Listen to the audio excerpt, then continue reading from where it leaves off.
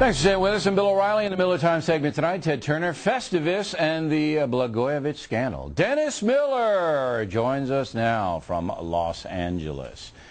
So, did you ever hear of this guy Blagojevich before this happened yesterday? No, I first saw him on the TV. I thought it was Stan Mikita in the womb. I had no idea who he was. Wait. Stan Mikita used to play hockey for the Chicago Blackhawks. Now, we have Marina coming up. She might know who Stan Mikita is. But I had to explain it. Okay, Miller? There's only maybe 7 people in the country, you, me, and 5 other people who live on a pond in Minnesota who know who Stan Mikita is. Proceed. Well, all I know is I bought a senatorship on Craigslist today, and I'm darn happy about it, Bill. You know, I haven't seen a bigger hack than Blagojevich come out of Chicago since the great slugger Wilson played at 190 one of his teammates for the 1930 Cubbies. This is the quintessential political hack, and it's just nice to know that my president-elect went through that entire system. All these guys, Ayers, Blagojevich, Rezko, the Reverend Wright, and he didn't notice any of them. At his worst, he is oblivious, and at his absolute worst, he is disingenuous. He had to know something about some of these guys. You know, I don't want to be cynical. I want to give Obama a chance, but it is mind-boggling. It is mind-boggling that every 2 weeks somebody emerges from the depths, the inner depths, and there he is. You know, hey, I don't know. Oh, come on, you know. I'll tell you, you know. We're told that he's the smartest guy on the planet on one hand, and on the other hand, he never noticed any of this stuff. Come on. Get the antenna up there, Barack. You got to wake up. But Rahm Emanuel, too.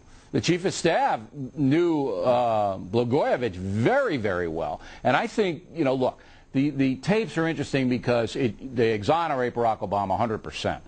But yeah. Emanuel now, you know this Blagojevich, if he flips, you know what he's going to do. He's going to just lay it right out there because, you know, he knows everything.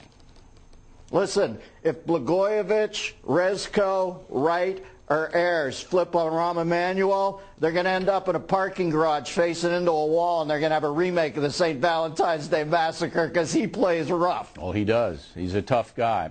Okay, now you saw my interview last night with Ted Turner and Deepak Chopra. Let's take Mr. Turner first. What was your impression? Well, I thought he looked good because he went on after Deepak and Satish Kalpo, and it's tough not to look like a genius when you go on after shop-worn Chopra.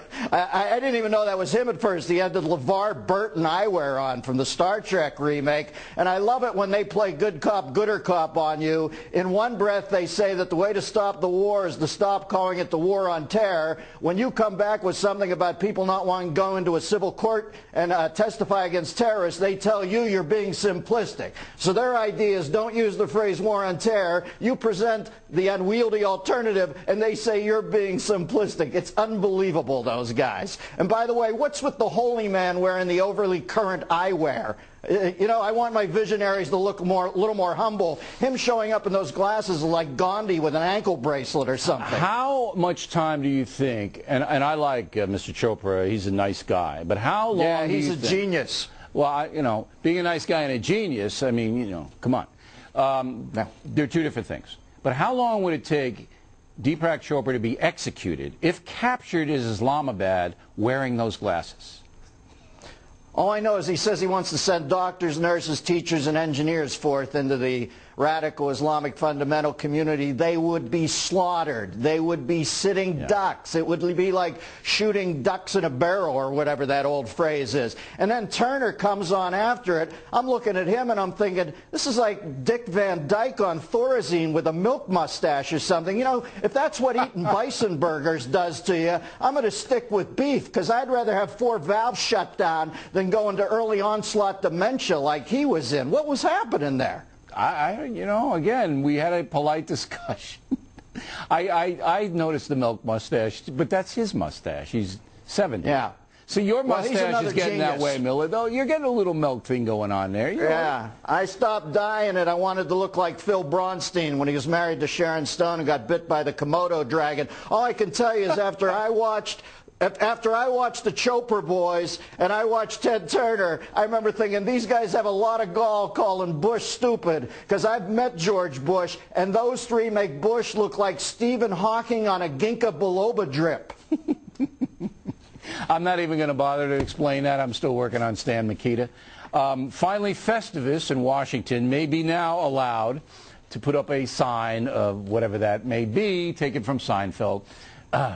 Your analysis, please. Well, this is what happens when you open the idiot floodgates.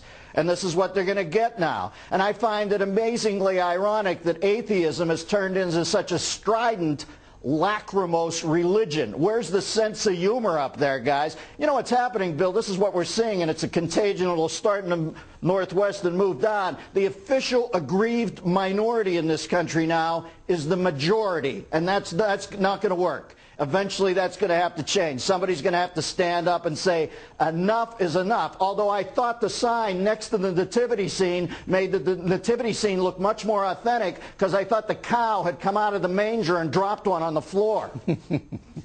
Well, there is quite a contrast between the sign and the message of Jesus, and I think that's the only good thing that comes out of this. Dennis Miller, everybody.